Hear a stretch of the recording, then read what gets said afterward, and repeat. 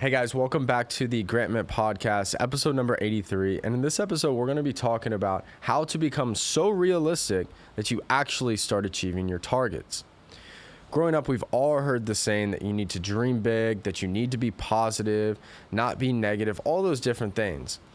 And I was always confused with this growing up because I grew up with, a family that was ultimately very positive. Both my mom and my dad were very positive people.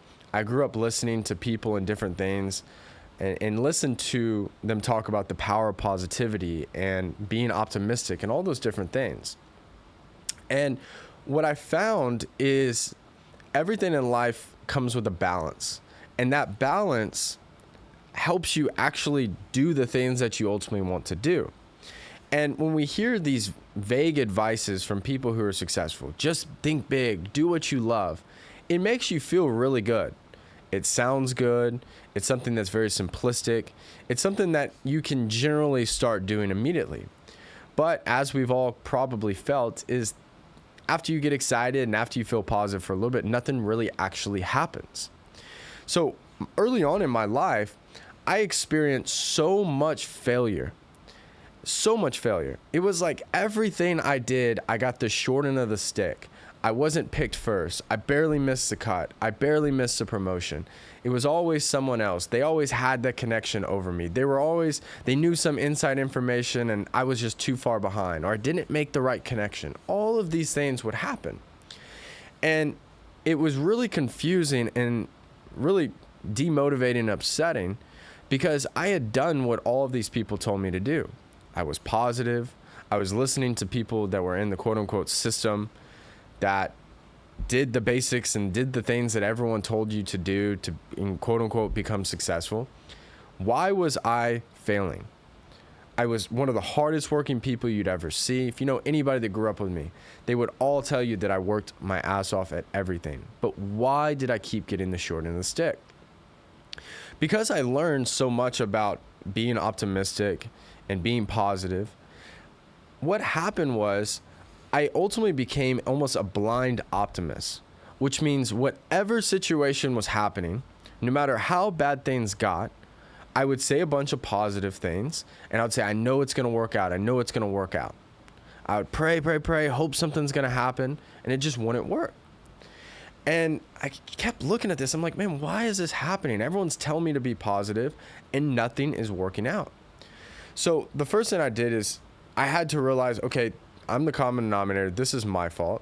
And I need to start looking at things a little bit differently. So I went and started seeking knowledge. And I started studying text and religion, reading the Bible in detail, studying all the stories in the Bible.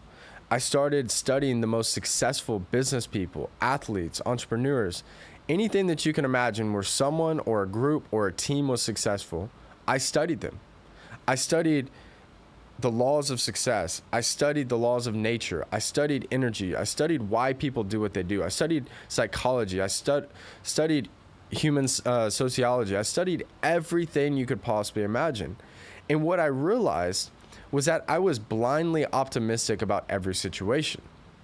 Now, I was kind of confused because I was like, wait, does this mean I got to be super negative? Does this mean I just got to assume that nothing's going to work out? I said, no. And I started studying it and looking into it, and I realized that I just need to become more practical and realistic.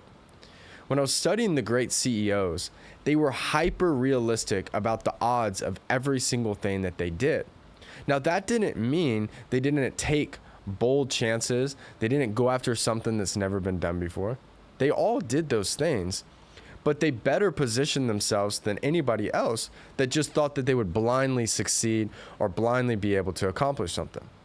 So what I started doing is I started being completely blunt and honest about my situation at all times. No matter how comfortable or uncomfortable it would make me feel, I was always blunt about the situation I was in and the odds of the chances of success that I could have. And when you start doing this, at first it's a little bit uncomfortable because you're hearing harsh truths that deep down you already knew, but maybe you didn't want to admit. But what actually starts to happen after that is you actually start kind of getting your power back. You start realizing that you are in control, that you do have the ability to change your situation, and that you actually have the information, the data, and the knowledge to change it. As a leader or someone that is in charge of other people and has an important role, nothing is more important than the information that is being given to you. And if you're blindly optimistic and you just hope everything's going to work out all the time, while that feels good and that sounds good in the moment, it causes you to have blind spots. And in my opinion, it's a different form of laziness. It is lazy to just assume that everything is going to be kumbaya all the time. It is lazy to assume that if you're a really good person and you just work hard and you do your best, that everything's just going to suddenly work out. If you're talented and you're a good person, do I believe good things can happen? Yes. But do I believe that you could be the best of the best of the best just automatically because you're a great person? Probably not. And so when you're truthful with yourself, like I mentioned earlier, you have the ability to change this. So, for example, when I moved back to Houston, after living in New York and in Long Beach, California, after being in a horrible situation, my football career not working out, having to drop out of school because my credits didn't transferred, everything falling apart at 22 years old, the first thing I looked at is like, why is this happening? The first thing I realized was positioning. No matter how capable I could have been or how much talent I thought I possessed, I was doing something that I was good at, but I was not great at. And there's a huge difference. Because if you're great at something, you don't tell yourself that, other people do. When you're great, everyone in the world will tell you as fast as possible. It is blatantly obvious. So number one, I was doing something that I was really good at and I worked hard at and I knew a lot about, but it was not natural for me. I was always a great athlete. But when you see the best of the best, it is different. That's number one. Two is, what information did I currently have? The only data and knowledge that I was using to make all of my decisions through the end of high school into those first 3 or 4 years playing junior college football and trying to get sales jobs and trying to make money and trying to figure out my life, I was using data and knowledge that I learned growing up in the area that I grew up in, from the teachers that, taught me, the parents and friends and people that are around that were not living the life that I wanted to live. So if I followed all of their knowledge and their advices, that would have been great if I wanted to live like them, but I didn't want to. So I was in the wrong positioning. I did not have the right knowledge. And I'm wondering why the hell I'm not successful or where I want to be. It had nothing to do with my capabilities.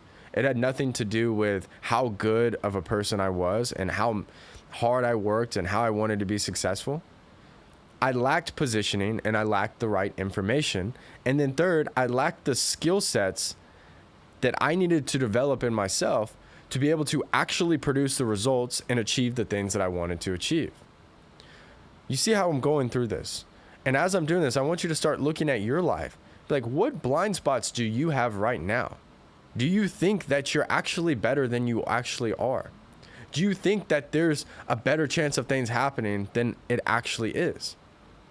I was talking to someone that is in media and they're an incredible content creator and they do all different types of stuff related to YouTube, TikTok, all these different things. And what I was talking to them about is like, look, proximity is power. And I was like, name like off the top of your head the top 5 people that come to your brain and tell me where they live. And every single one of them lived in one specific city. And I was like, okay, so if that's the common denominator, and we could go even longer, why do we not live there? Why do you not live in that specific city? Proximity is power. While there's a chance that you could do the things you want to do in a different city, it's possible, but is it going to be harder? Yes. Are you going to have the same connections? Probably not. You have to think in terms of odds and chances with everything. So if you can find a way to get an edge by being realistic and assessing the situation like a grand chess master instead of someone that just works really hard and is a great person, you're going to have more success in your life.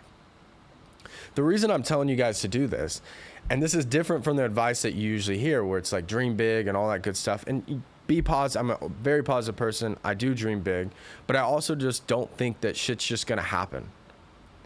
And I can't tell you how freeing that feeling is deep down. Yes. Do I know I can accomplish anything? Do I know that each one of you guys can do anything you set your mind to? Yes. But this is the key. It's not just going to happen. I don't care how many positive things you tell yourself. I don't care how good of a person you are. Unless you become the person that it takes to achieve it, it's not happening. It's not happening. And so you have to become more realistic about your situation and start putting yourself in situations that you are actually groomed to be able to handle what you want to do.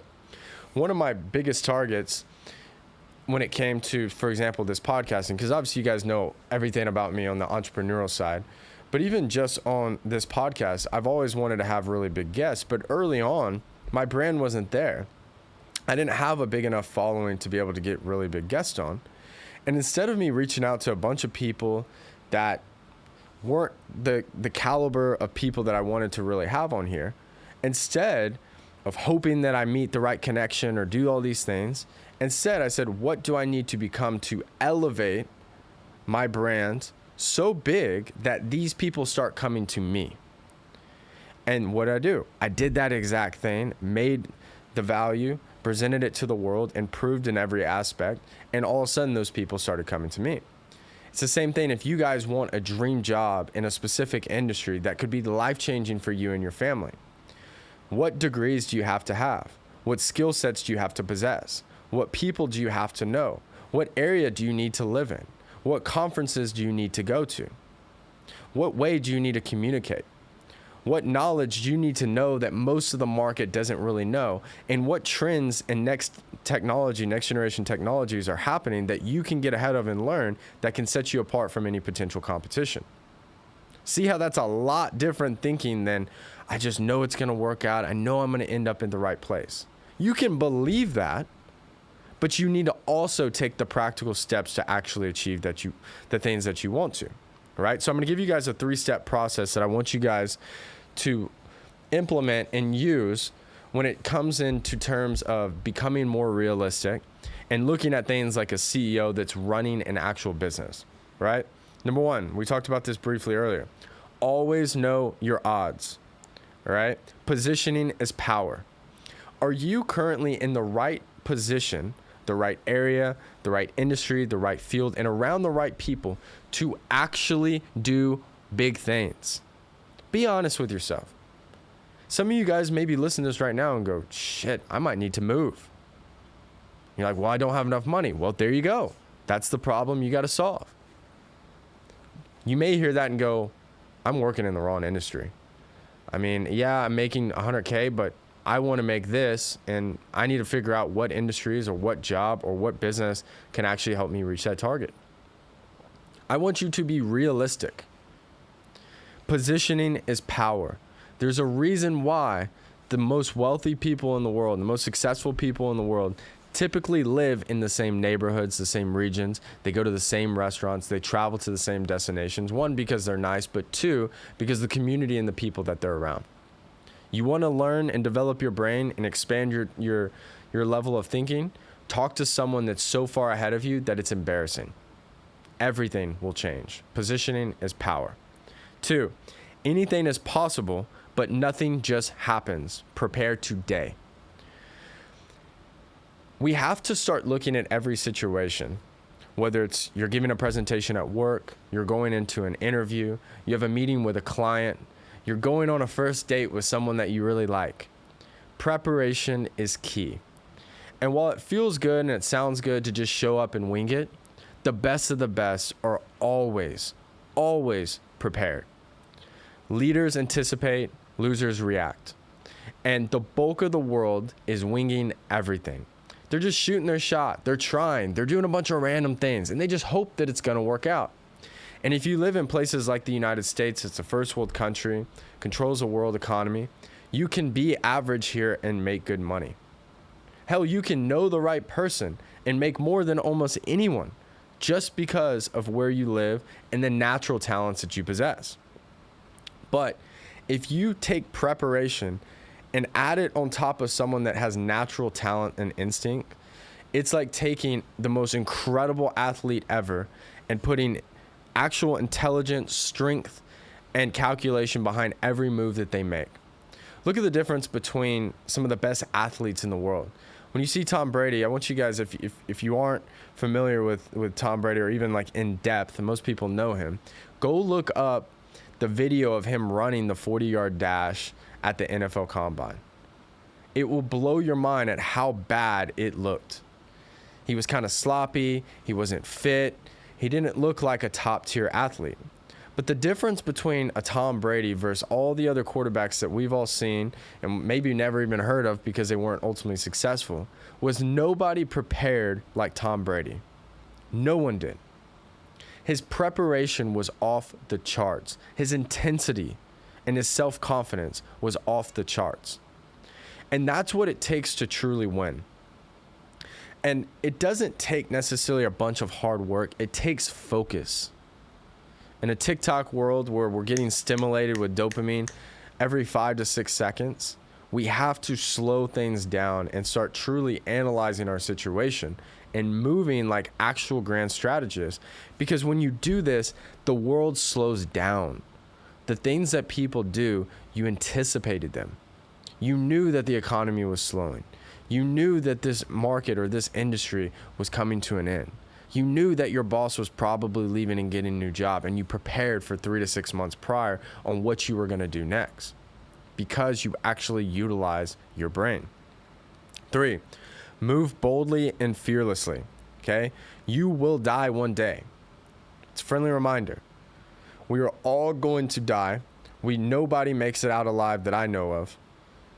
And it's time to start moving as such. If you want to do incredible things, you can prepare, you can strategize, you can be realistic, you can look at all the data, you can have the best team, you can be in the best area. But if you do not act boldly, you will never accomplish anything huge in life. You have to take the chance. All successful people all had the same insecurities, and generally, when you look at a wide range of people, naturally the same types of problems that we've all had. And we've all been through stuff, and we're all going through stuff. But you have to act boldly. There is never going to be a perfect moment, and no one can tell the future. And so if you don't actually act on the things that you want to go after you've prepared, you've done all the right necessary steps, then it's going to be extremely hard to even accomplish anything worthwhile in life. So you have to act boldly. So I hope you guys enjoyed this podcast. Make sure to follow me on all my social media channels at Grant Mitt. Also, guys, I just started a brand new newsletter that I send out for free every single Tuesday, where I break down life-changing business knowledge that you can read in literally 3 to 5 minutes, completely free. I'm going to put the link below. Fill that link out. All you have to do is enter your email, and I'll send it to you guys every single Tuesday. So look forward to seeing you guys for episode 84. Talk to you guys soon.